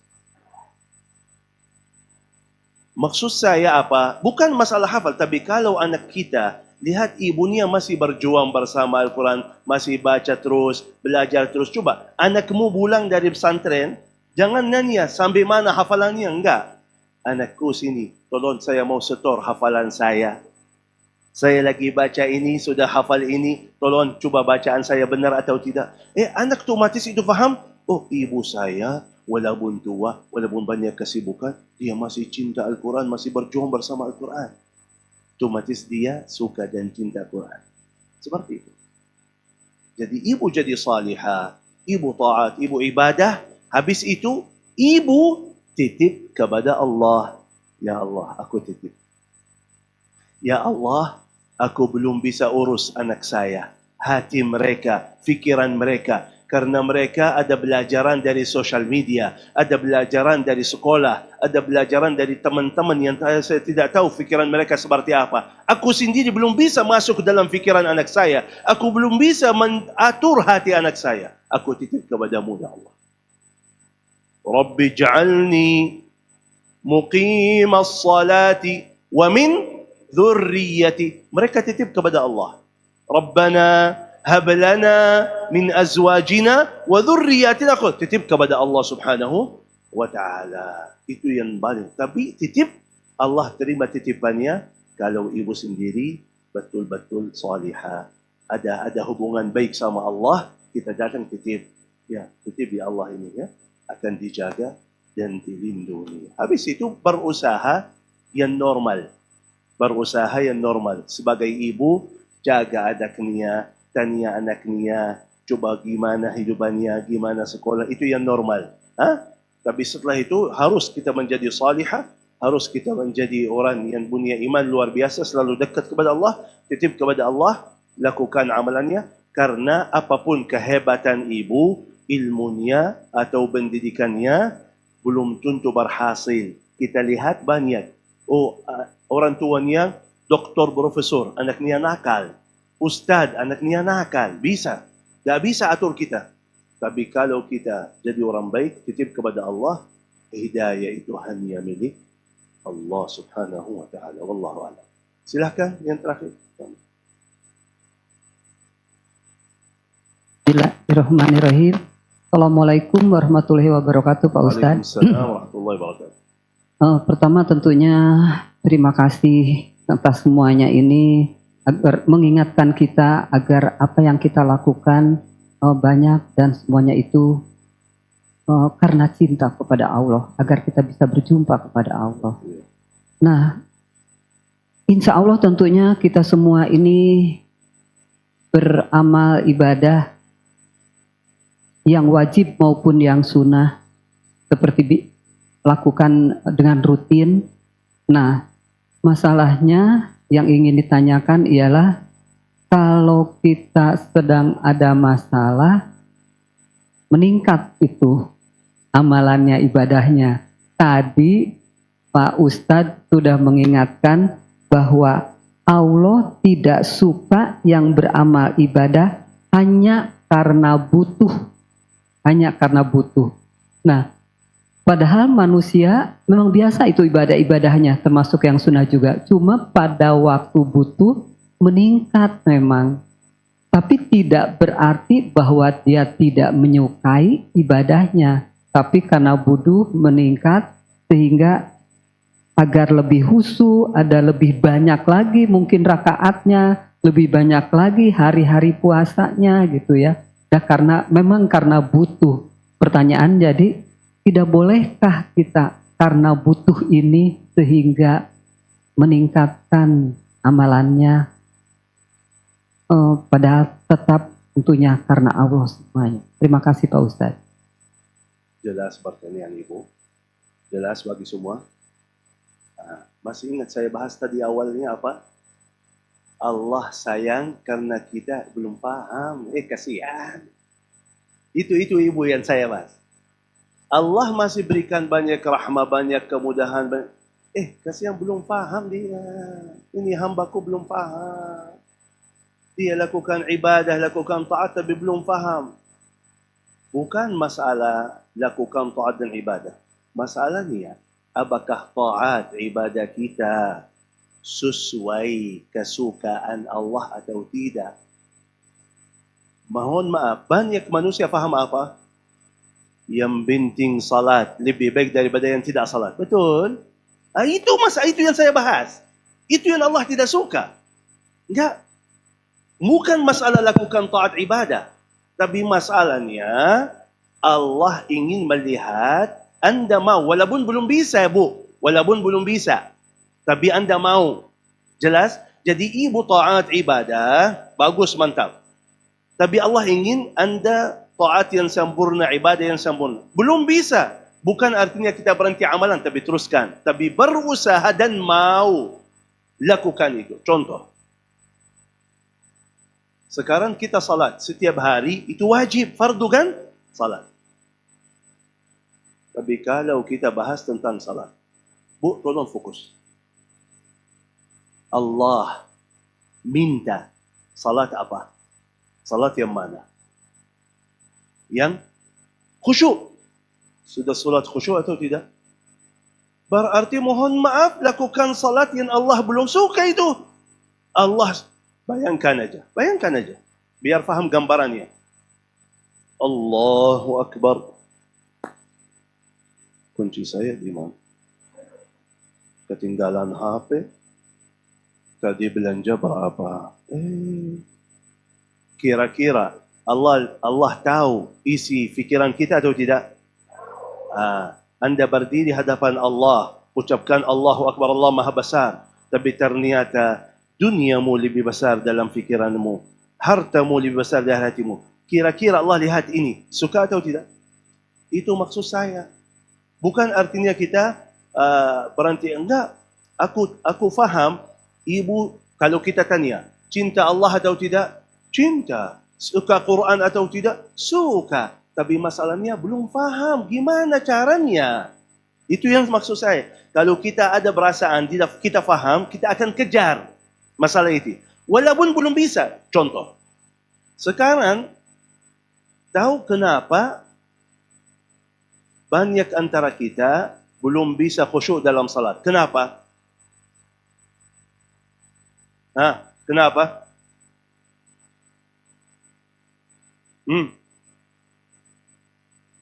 Karena belum mau. Karena belum mau. Belum pernah fikirkan. Contoh. Sekarang kita sebelum salat. Apakah ada orang, kita lihat ada orang. Ya Allah, aku mau salat. Tapi selalu fikiran saya lari ke sana ke sini. Ya Allah, aku ingin khusyuk, belum dapat. Ya Allah, aku mau nikmati salat. Tapi belum bisa. Atur hati saya, fikiran saya. Aku ya Allah tidak mau salat seperti ini.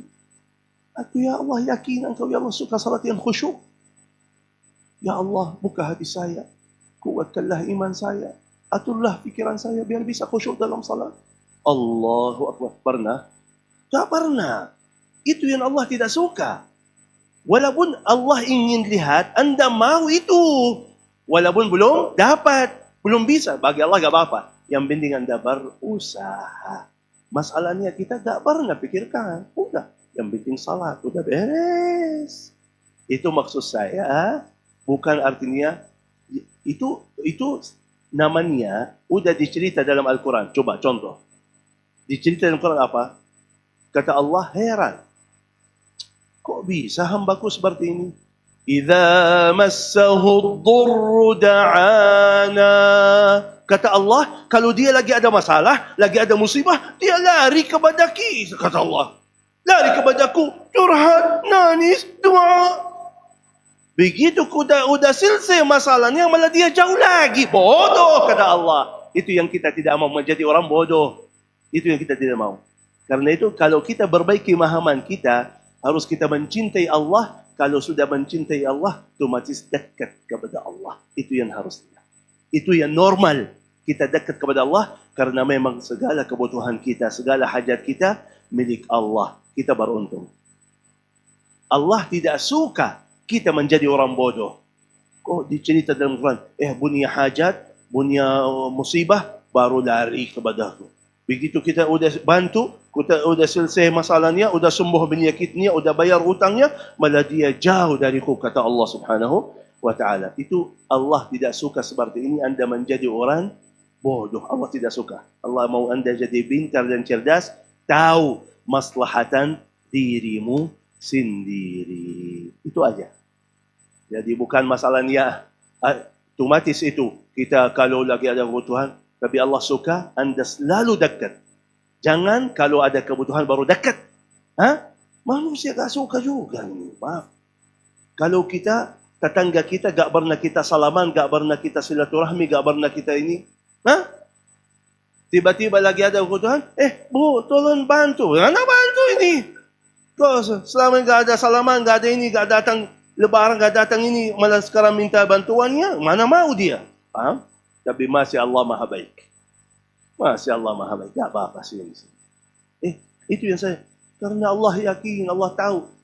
Belum tahu, belum paham maslahatan dirimu sendiri. Masih dimaafkan. Tapi kalau jadi pintar dan cerdas, betul-betul ada Allah dalam hati kita. Itu yang membuatkan kita bisa istiqamah dalam amal salih. Jelas, Bu? Jelas? Baik, kita tutup doa. Atau bagi-bagi hadiah dulu. Baik. Sebelum tutup doa, 2 minit bagi-bagi hadiah dulu.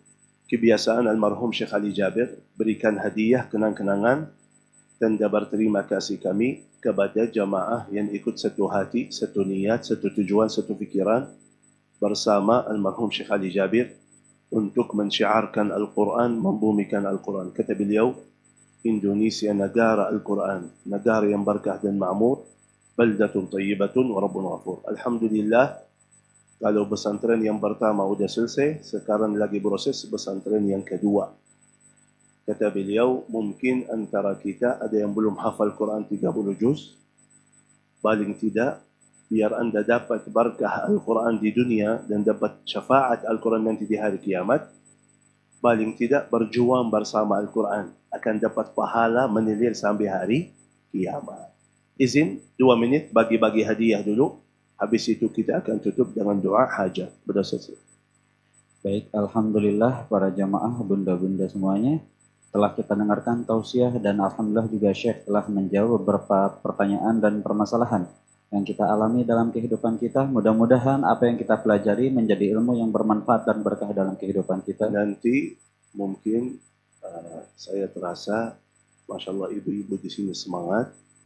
Jadi aku harap ada pertemuan lagi insya Allah ke depannya. Amin. Kita fokus bisa masalah pertanyaan aja, sisi tanya jawab aja. Kadang-kadang kita terasa banyak jamaah ada sesuatu dalam hatinya atau dalam pikirannya gak jelas gitu. Butuh penjelasannya di situ biar lebih bagus lagi ke depannya. Jadi mungkin kita fokus 1 kali 1 jam 2 jam kita cuman masalah sisi tanya jawab aja, insyaallah ke depannya. Semoga panjang umur semuanya bisa bertemu lagi ya rabbal alamin. Baik, sebagaimana tadi yang disampaikan oleh Syekh, sebelum kita bermunajat bersama, kita doa hajat bersama, kita akan bagi-bagi hadiah terlebih dahulu, dan hadiah yang akan dibagikan oleh Syekh Husain Jabir adalah buku almarhum Syekh Ali Jabir yang berjudul Rahasia Pintu-Pintu Keberkahan dan Rezeki. Tentunya kita semua ingin dimudahkan rezekinya oleh Allah. Kita semua ingin harta kita diberkahi oleh Allah. Di dalam buku ini, almarhum Syekh Ali Jabir mengajarkan kepada kita amalan-amalannya. Maka nanti harapannya ketika para jamaah berkesempatan memiliki buku ini, nanti dibaca. Lalu setelah itu diamalkan, amalan-amalan ringan saja. Kita amalkan di dalam kehidupan kita agar rezeki kita dimudahkan oleh Allah Subhanahu wa Ta'ala, agar harta kita diberkahi oleh Allah Subhanahu wa Ta'ala. Buku ini akan dihadiahkan kepada para jamaah yang berjuang bersama mendukung pesantren tahfidz Al-Quran Syekh Ali Jabir. Sebagaimana brosur yang kami bagikan kepada para jamaah, kami informasikan saat ini kami sedang mengikhtiarkan pembangunan pesantren tahfidz Quran Syekh Ali Jabir yang kedua. Yang pertama, alhamdulillah sudah berdiri di Kabupaten Cianjur, santri-santri bisa belajar dan tinggal di sana. Saat ini kami sedang mengikhtiarkan yang kedua. Mari kita dukung cita-cita almarhum Syekh Ali Jabir mewujudkan 1 juta penghafal Quran di Indonesia.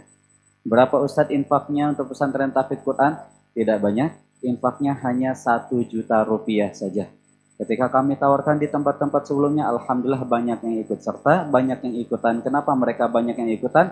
Apakah mereka kaya raya? Jawabannya tidak. Lalu kenapa mereka bisa? Karena kami hanya mengajak para jamaah untuk hadirkan niat baik saja dulu. Infaknya nanti ketika ada rezekinya. Mungkin di antara para jamaah ada yang bulan ini mau kurban dulu, silahkan. Nanti ditunaikan bulan depan, infaknya silahkan. Ada yang mau misalnya bisnis dulu gitu kan. Nanti kalau udah bisnisnya berhasil, udah usahanya berhasil, baru di situ ditunaikan, boleh silahkan. Kami di sini mengajak para jamaah untuk hadirkan niat baik saja dulu. Bukankah dengan niat yang baik sudah dicatat pahala oleh Allah Subhanahu wa Ta'ala? Nanti yang siap berjuang bersama silahkan angkat tangannya lalu maju ke depan. Maju ke depan bukan menyerahkan infaknya, tapi menyampaikan niat baiknya kepada Syekh, menerima hadiahnya, berfoto bersama, insya Allah berkah. Bismillahirrahmanirrahim. Izinkan kami mencari mujahidah-mujahidah yang siap berjuang bersama, mendukung pesantren tahfidz Al-Quran Syekh Ali Jabir, berinfak menitipkan bagian kecil dari harta terbaiknya, yang diawali dengan niat baik saja dulu. Yang siap berjuang bersama silahkan angkat tangannya.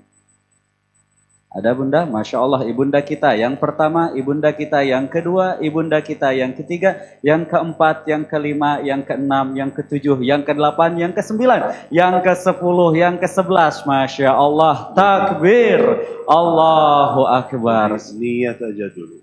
Niat aja dulu. Infaknya kapan? Gak ada urusan. Bulan depan, bulan berikutnya, tahun depan, 10 tahun ke depan, gak ada masalah. Tidak ada masalah. Sesuai kemampuan. Kapan ada rezeki, Kapan ada kelebihan rezeki, kalau ada kebutuhan, kelebihan rezeki, boleh. Misal, bulan depan ada 100,000 misal. Udah saya transfer 100,000 aja dulu. Oh, ada tahun depan ada 1 miliar. Saya transfer 1 miliar, gak apa-apa. Yang penting sesuai kemampuan. Jangan maksa diri. La yukallifullahu nafsan illa wus'aha. Cuman kita berjuang untuk surga kita sendiri. Allah. Silahkan bunda-bunda boleh maju ke depan. Masya Allah luar biasa. Silahkan bunda. Silahkan bunda, silahkan. Masya Allah luar biasa. Seperti yang kami sampaikan, kita di sini cukup niat baik sajalah, bukan menyerahkan infaknya maju ke depan, tapi menerima hadiah dari Syekh.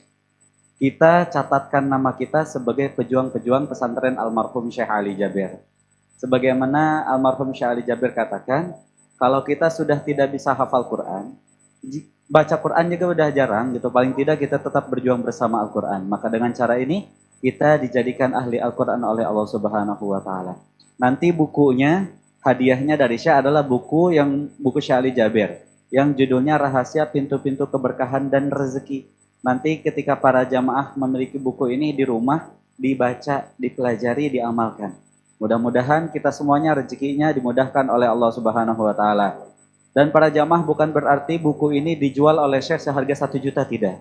Tapi buku ini dihadiahkan. Dan alhamdulillah ketika kami tawarkan di angka 1 juta, banyak jamaah-jamaah yang lain yang infaknya di atas itu. Ada yang 3 juta, bahkan alhamdulillah ada yang 9 juta. Kata beliau, ini saya niatkan untuk saya pribadi 3 juta, untuk orang tua saya 3 juta, untuk ibu saya, untuk ayah saya juga 3 juta. Maka para jamaah ketika infak jangan lupa diniatkan untuk almarhumah orang tuanya.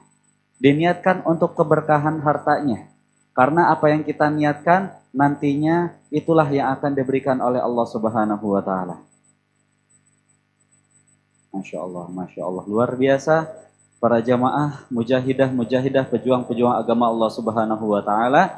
Kami ucapkan terima kasih banyak. Jazakumullah khairan katsira. Mudah-mudahan dibalas dengan yang lebih baik oleh Allah Subhanahu wa Ta'ala. Alhamdulillah.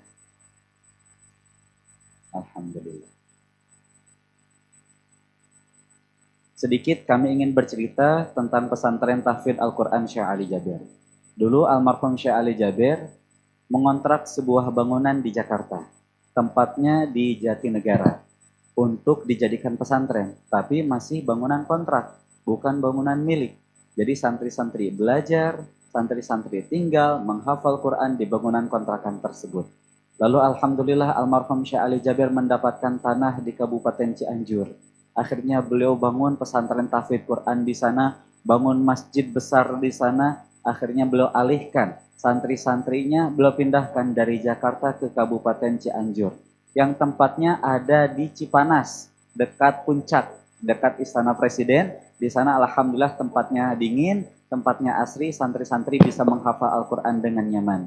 Dan saat ini alhamdulillah pesantren terus berjalan. Kami mengikhtiarkan pembangunan pesantren tahfidz Quran Syekh Ali Jaber yang kedua agar bisa menampung lebih banyak santri lagi yang mau menjadi hafidz Al-Quran.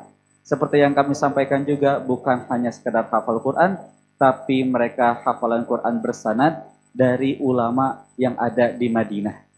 Jadi kami di pesantren tahfidz Al-Quran Syekh Ali Jaber tujuannya adalah mencetak guru-guru Al-Quran.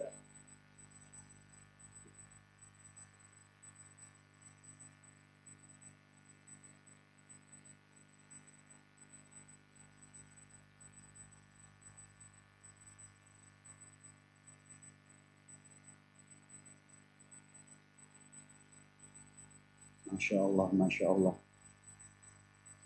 Mungkin agar menambah keberkahan majelis ilmu kita ini, sambil Syekh bagi-bagi hadiah, kita iringi dengan bersalawat lagi ya. Sallallahu ala Muhammad. Sallallahu alaihi wasallam. Sallallahu ala Muhammad. Sallallahu alaihi wasallam. Sallallahu ala Muhammad sallallahu alaihi wasallam sallallahu ala Muhammad sallallahu alaihi wasallam. Kami informasikan juga kepada para jamaah, seperti tadi kata Syekh, beliau akan tutup dengan doa hajat bersama, kita akan bermunajat bersama, dan kita juga akan mendoakan Bapak Kohar, selaku marbot Masjid As-Sofia yang sedang sakit jantung, yang saat ini sedang dirawat di rumah sakit. Mudah-mudahan beliau diberikan kesembuhan oleh Allah Subhanahu wa Ta'ala. Jadi jangan bubar terlebih dahulu, mari kita doa sama-sama, kita doakan beliau juga. Sallallahu ala Muhammad sallallahu alaihi wasallam sallallahu ala Muhammad sallallahu alaihi wasallam. Bunda-bunda yang tadi siap berjuang bersama sudah maju ke depan, boleh duduk di situ terlebih dahulu. Mungkin di antara para jamaah yang lainnya ada yang punya keperluan, jadi kita tutup dengan doa bersama dulu, lalu setelah itu kita lanjutkan lagi bagi-bagi hadiahnya.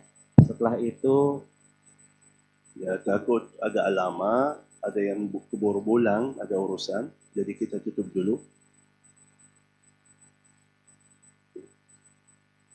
Baik, mohon hadirkan hatinya masing-masing, jangan lupa sebutkan hajatnya. Apapun hajatmu. Mungkin di mata kita, dalam fikiran kita, hajat kita masih jauh atau susah, bahkan mustahil. Yakinilah, bagi Allah semuanya kecil, semuanya mudah. Satu kata kun fayakun, beres. Ingat, Allah yang mengajak kita berdoa, dan itu Allah yang menjanji akan ijabah. Kata Allah Subhanahu wa Ta'ala, wa qala rabbukum ud'uni astajib lakum. Kita doa, Allah akan ijabah. Al-Fatihah. A'udzu billahi minasy syaithanir rajim. Bismillahir rahmanir rahim. Alhamdulillahi rabbil alamin. Ar-Rahmanir Rahim. Maliki yaumiddin. Iyyaka na'budu wa iyyaka nasta'in. Ihdinas siratal mustaqim. Siratal ladzina an'amta 'alaihim ghairil maghdubi 'alaihim waladdallin. Amin. Amin. Amin. Bismillahirrahmanirrahim. Alhamdulillahi rabbil alamin. حمدا كثيرا طيبا مباركا فيه كما يحب ربنا ويرضى. اللهم صل وسلم وزد وبارك وأنعم على سيدنا ونبينا محمد وعلى آله وصحبه وسلم تسليما كثيرا. اللهم يا حي يا قيوم يا رحمن يا رحيم يا ذا الجلال والإكرام يا من له الأسماء الحسنى والصفات العلى يا أكرم الأكرمين يا أجود الأجودين يا أرحم الراحمين. سمويا حاضر di masjid yang penuh berkaini.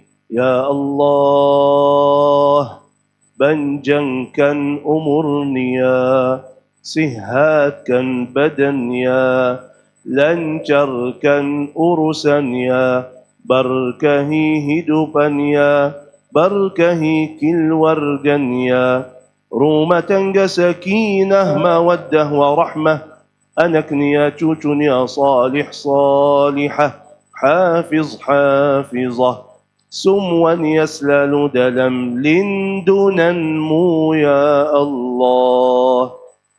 Ya Allah, sucikan hati kami ya Allah.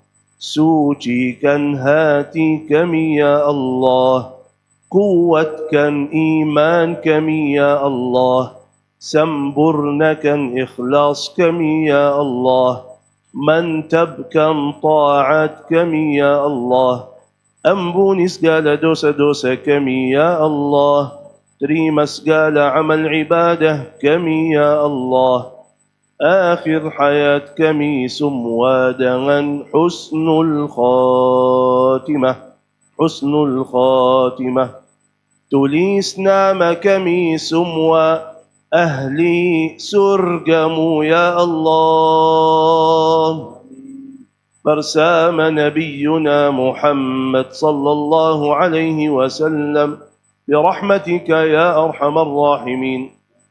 اللهم اغفر لنا ولوالدينا وارحمهم كما ربونا صغارا، واغفر للمسلمين والمسلمات والمؤمنين والمؤمنات الأحياء منهم والأموات، إنك سميع قريب مجيب الدعوات ويا قاضي الحاجات.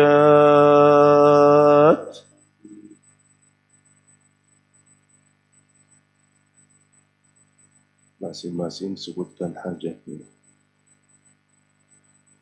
Hajat zahir batin, hajat dunia akhirat. Hajat dirimu sendiri, hajat keluargamu. Khususan hajat suami dan anak.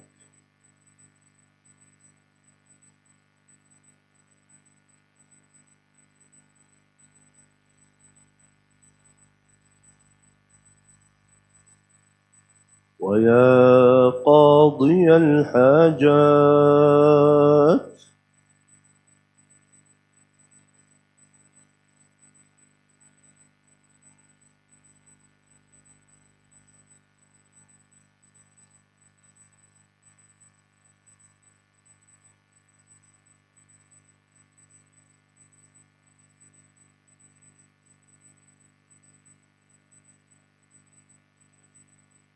ويا قاضي الحاجات.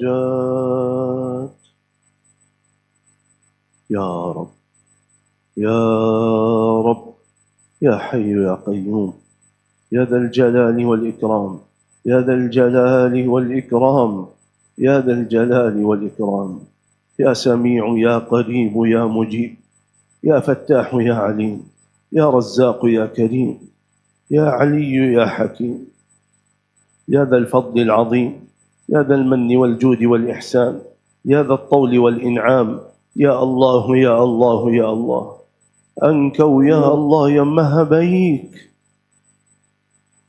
أنكو يا الله يمها بيك، semuanya milikmu, semuanya di tanganmu, semuanya mudah bagimu. Ya Rabb, Ya Rabb, Ya Allah.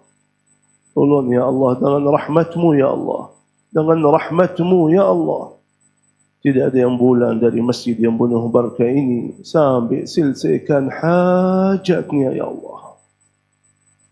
Ya Rabb, berikanlah hajat kami ya Rabb. Hajat zahir batin, hajat dunia akhirat.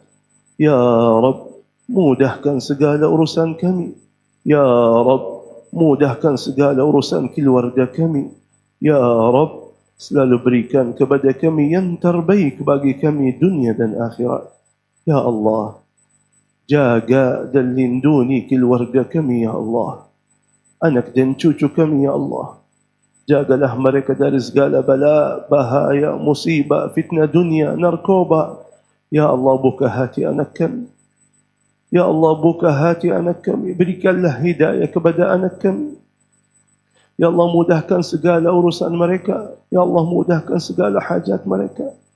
Ya Allah, jadikanlah anak kami anak yang bawa kebanggaan dan kemuliaan bagi keluarganya dunia dan akhirat. Ya Rabbal Alamin, Ya Dzal Jalali wal Ikram. Ya Allah, kalau antara kita ada yang lagi sakit atau keluarganya lagi sakit, wa khususan marbut masjid ini ya Allah. Ya Allah, segera sembuh penyakitnya ya Allah. Sihatkan badannya, kuatkan zahir dan batinnya. Ya Allah, Kalau antara kita ada yang punya banyak masalah, banyak utang, ya Allah, selesaikan masalahnya, lunaskan utangnya, lancarkan rezekinya, mudahkan segala urusannya.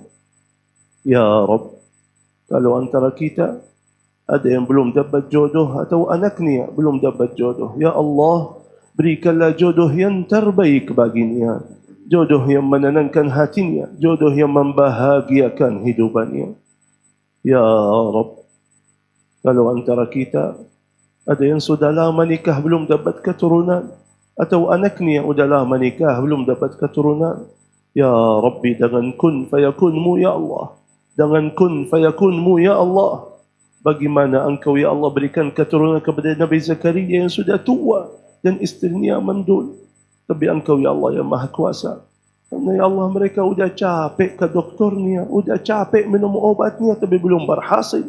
Ya Rabb, ya Rabb, dengan kun fayakunmu ya Allah, berikanlah keturunan yang baik bagi mereka ya Allah, keturunan yang salih salihah yang menenangkan hati mereka.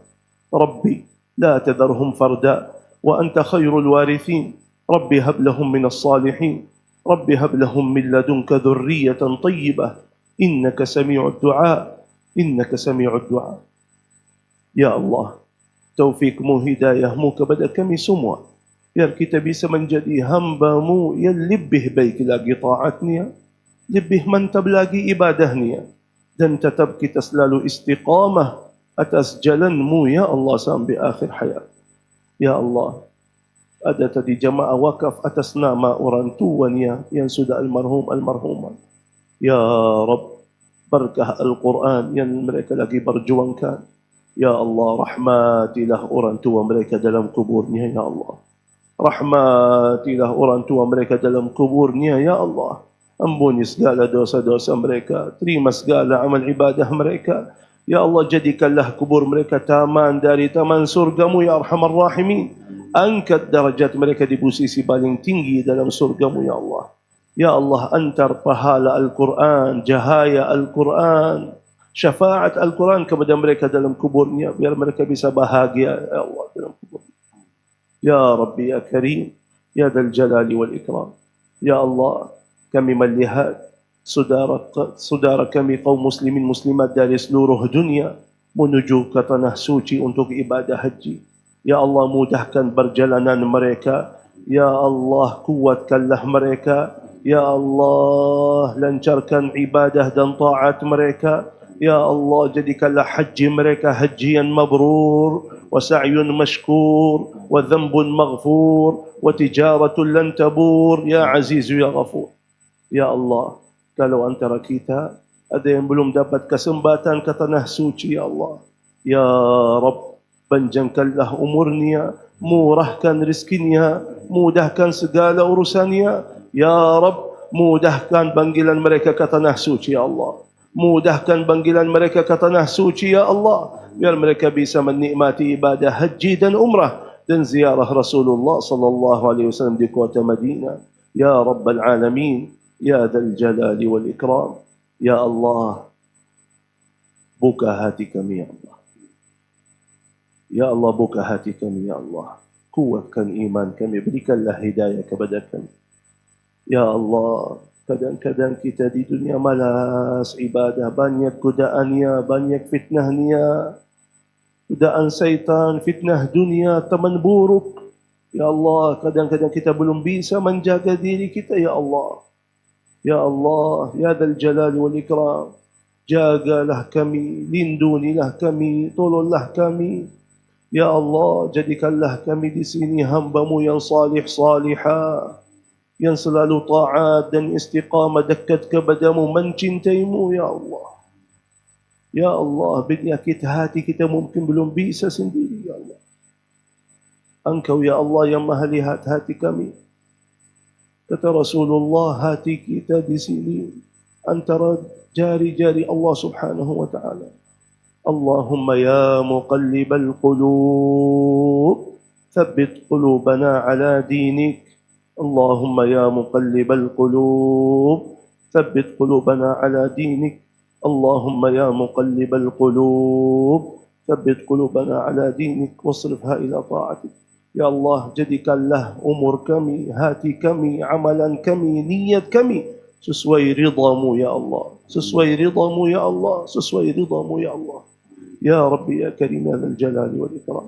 Rabbana هب لنا من أزواجنا وذرياتنا قرة أعين واجعلنا للمتقين إماما رب اجعلنا مقيم الصلاة ومن ذريتنا ربنا وتقبل دعاء ربنا وتقبل دعاء يا الله مجلس تعليم الخنساء ini di Masjid As-Safiyah ini ya Allah berkahi majlis ta'lim mereka di sini ya Allah ya Allah jaga dan lindungi mereka ya Allah biar mereka tetap istiqamah memakmurkan majlisnya.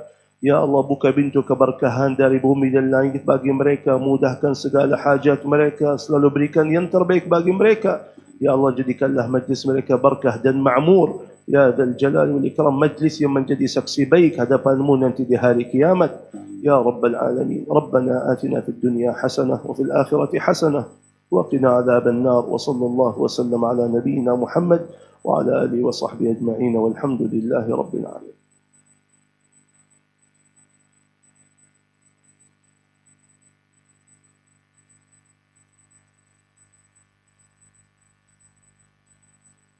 الحمد لله الحمد لله الحمد لله الذي بنعمته تتم الصالحات. Terima kasih banyak. Jazakumullahu khairan katsira.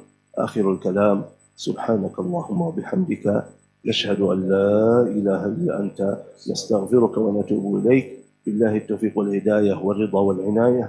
Assalamu alaikum warahmatullahi wabarakatuh. Waalaikumsalam warahmatullahi wabarakatuh.